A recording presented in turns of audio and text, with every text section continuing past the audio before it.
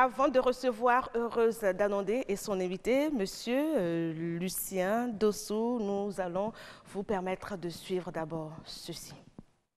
Selon l'OMS, l'Organisation mondiale de la santé, le tabac est la cause de 6 millions de décès chaque année. Il est aussi la source de plusieurs cancers et maladies cardiovasculaires. Pour combattre ce fléau, les députés de la 7e législature ont adopté une nouvelle loi. Elle va réglementer la circulation du tabac sur le territoire national. Le document comporte 4 titres et 46 articles. Cette loi a innové en ce sens qu'elle permet désormais d'utiliser le paquet de cigarettes comme un outil de sensibilisation des populations, un outil de sevrage tabagique. C'est-à-dire que désormais, sur les paquets de cigarettes, on verra des images qui décrivent les conséquences de ceux qui consomment le tabac et ceux qui sont aussi exposés à la fumée du tabac, ce que cela peut engendrer sur leur corps. Un autre élément, c'est que les interdictions de publicité, de promotion et de parrainage sont formellement inscrite dans cette loi. La publicité, sous toutes ses formes, elle est interdite. Désormais, on ne pourra plus fumer dans les bars et restaurants. Tous les espaces couverts ou fermés sont sans fumée au Bénin. Dans le passé, le prix du tabac n'a jamais augmenté. Mais avec cette loi, ce sera le cas. On ne pourra plus vendre la cigarette à la tige et puis la loi des finances doit prévoir des mesures financières et fiscales pour augmenter régulièrement et notablement les prix des produits du tabac, ce qui va engendrer une inflation au niveau de ces pays. Et vous connaissez l'homo economicus, c'est quelqu'un, dès qu'un bien commence par prendre du prix, il change ce bien-là. Au Bénin, les chiffres sont alarmants. D'après les estimations de l'OMS, 7,8% des adolescents ont déjà fumé occasionnellement. 3,7% sont des fumeurs courants et 29,2% ont déjà été exposés à la fumée du tabac. Un fait confirmé par quelques citoyens. Je vois que fumer la cigarette au campus, ça regorge beaucoup de choses. Donc il faut voir, il fait semblant de ne pas voir, il faut dire, il ne faut pas dire. C'est que quand tu vas dans un monde où tout le monde marche avec la tête, il faut aussi marcher avec la tête pour survivre, quoi. Le plus grand problème au Bénin, c'est l'application des lois. Parce que c'est vrai, la loi elle est votée, mais est-ce qu'on va l'appliquer? Quels sont les moyens qui seront adoptés pour l'application de ces lois-là? Des dispositions déjà prises en compte dans cette loi avec l'implication de la société civile. Elle a prévu un office chargé de sa mise en œuvre. Et cet office pourra mobiliser donc les ressources internes et externes pour pouvoir les concentrer sur la lutte anti-tabac. La lutte contre le tabagisme devient donc un impératif. Cela afin de ramener la prévalence à 0% au Bénin, car le tabac tue la moitié de ceux qui en consomment. Yasmine Damata pour le reportage. Lucien Dossou, vous êtes notre invité aujourd'hui. Ancien fumeur ou on continue toujours de fumer? Bonsoir. Bonsoir madame. Ancien fumeur, c'est mieux pour moi parce que ma vie reste très importante et j'ai choisi de ranger cette expérience un peu négative de ma vie dans l'autre placard. C'est donc dans les archives, cette vie de fumeur que vous avez connue entre-temps. Heureuse Danondé, bonsoir. Bonsoir, Karamata Guataou. Oui, alors c'est avec vous qu'on va parler donc de cette loi sur le tabac. On y va avec les échanges? Oui, tout à fait. Ben, on va beaucoup plus s'appesantir sur l'expérience de M. Dossou. Oui, parce que ils sont nombreux à être dans son cas, qui souhaitent cela, qui souhaitent sortir de ce monde-là, mais qui n'arrivent pas. Comment lui a pu être aujourd'hui non-fumeur ou ancien fumeur? On aura l'expérience, en tout cas de vive voix, l'expérience de M. Dossou. Merci déjà d'être avec nous. Je vous en prie, madame. Merci pour la disponibilité. Alors, comment en êtes-vous déjà arrivé à être fumeur? Ben, c'est le suivisme.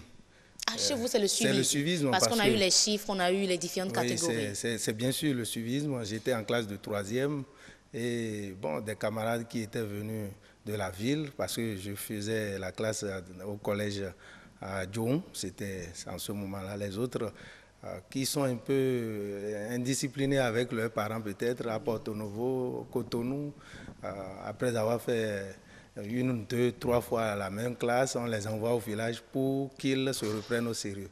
Ben, ce sont eux qui ont trouvé en moi un garçon branché, un garçon qui est un peu éclairé. Oui. Bon, moi qui étais dans mon village tout cool, et bon, ils m'ont introduit vers la cigarette. On a commencé par fumer ensemble. Et quand on va danser, la cigarette dans la main. Mais bon, il y a des gens qui vont me voir et qui seront surpris d'entendre que j'étais un ancien fumeur. J'étais un fumeur clandestin. Et bon, les gens ne savent pas, sauf mes amis avec qui je fumais. Et je fumais, pardon, ce sont eux qui savent que je fumais.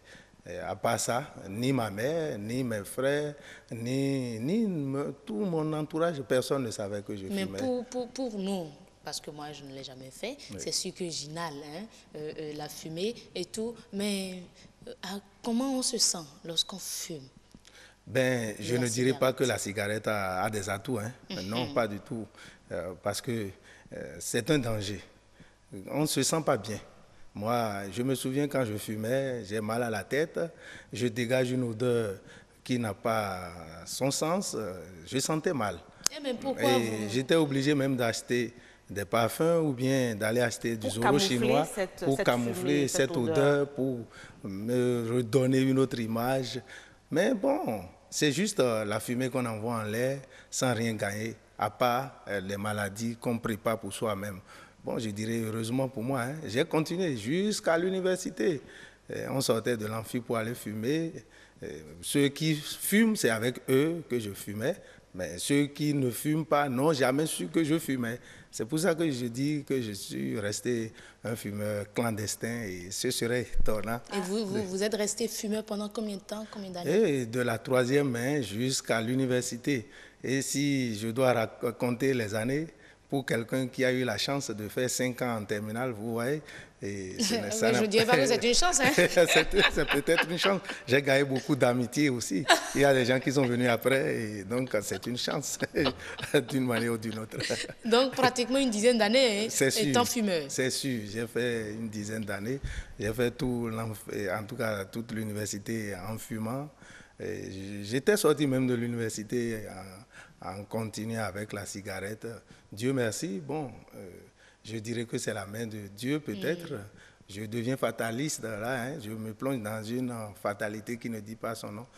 Je passais quand un jeune apprenti d'environ 12 ans m'a vu cigarette en main et dit « Info, cigare numéro » et j'ai mis un.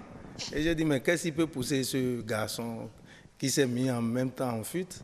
à me dire ça là, et j'ai jeté la cigarette instantanément. Instantanément. J'ai pris ça a été le déclic pour cet abandon. Mais, ben, ce déclic-là m'étonne, moi, parce que vous aviez dit tantôt qu'en fumant, ça n'apporte rien. Hein.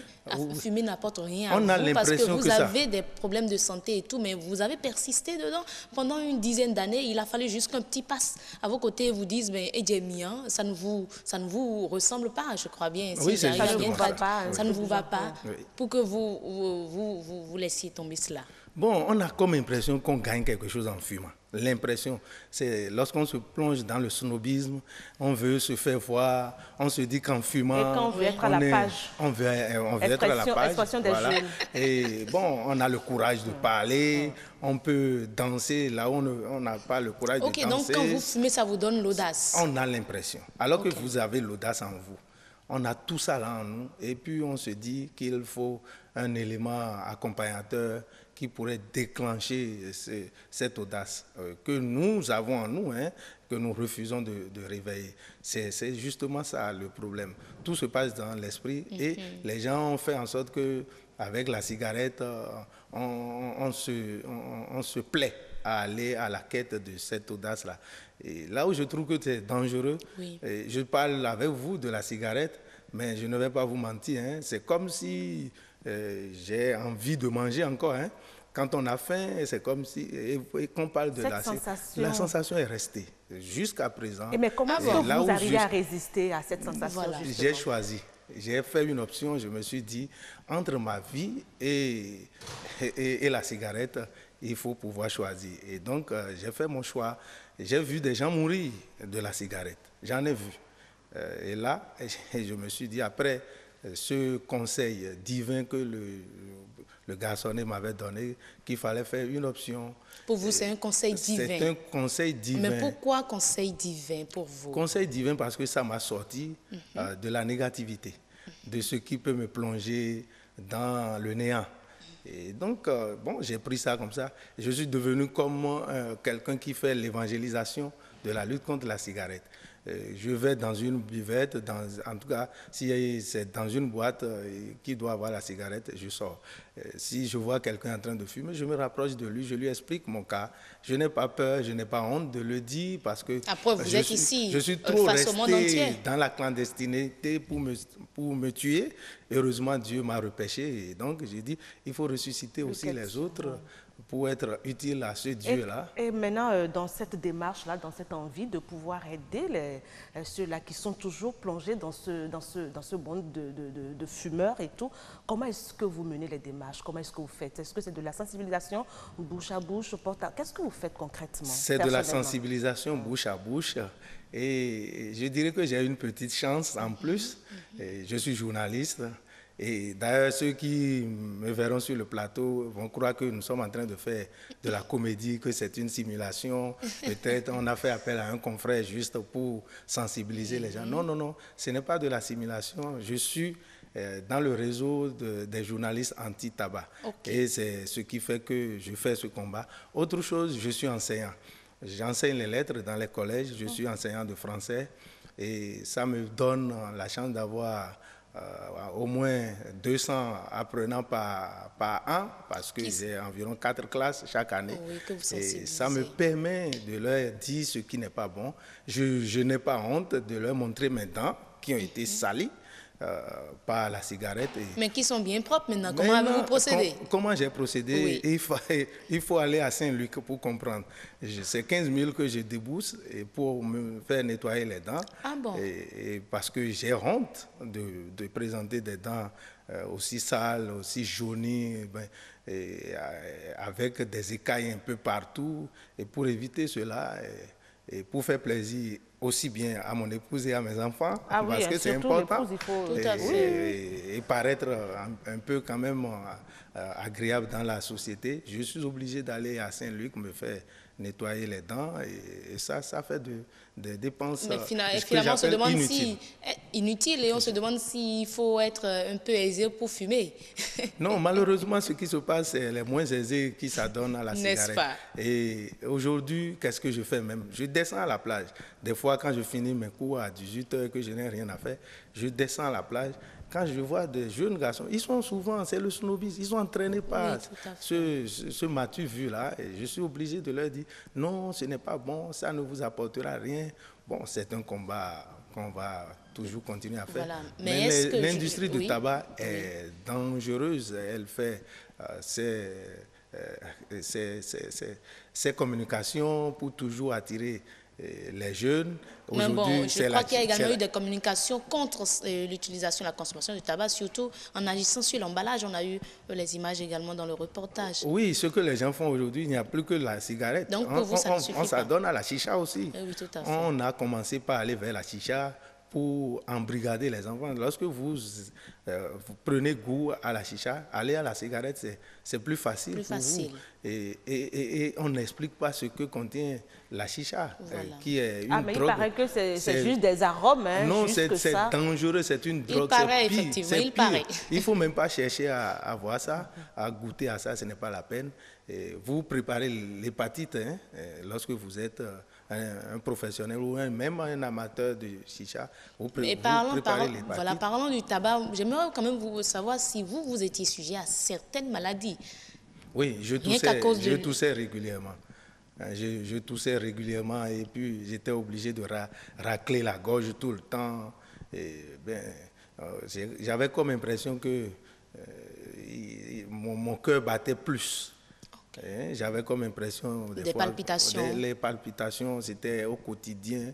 Mais bon, depuis que j'ai fait l'option de prolonger un peu ma vie, parce qu'on ne va pas vivre ici éternellement, lorsque j'ai fait cette option de ne plus toucher à ça, je me sens plus à l'aise, je suis bien heureux, mon cœur respire comme cela se doit. Merci beaucoup. Heureuse d'Anandé, On a compris que ne pas fumer, c'est prolonger son espérance de vie. Tout à fait. J'aurais aimé qu'avec un autre invité, vu le temps, il est déjà passé, qu'on revienne un peu sur la loi. Je l'avais promis à nos amis téléspectateurs. Oui, tout à fait, tout à fait. Ce n'est que partie remise. On s'est plus accentué sur son expérience. On aura le temps de revenir sur la loi même. Tout à fait. Merci beaucoup à vous d'être passé. Merci, heureuse d'Anandé. C'est moi. Belle soirée chez vous. À vous également. Bien des choses à toute la famille et puis à vous, monsieur Dosso. Lucien Dosso. Oui. Et je dirais simplement, prenez exemple sur moi et ne fumez plus la cigarette. Ne tentez même pas d'aller à cette expérience, c'est dangereux pour vous. Et quand on sait qu'aux alentours des écoles, il y a des vendeurs et vendeuses Ça pose un de la véritable cigarette, problème. on a peur. Voilà, c'était donc le plateau de Nature et Bien-être.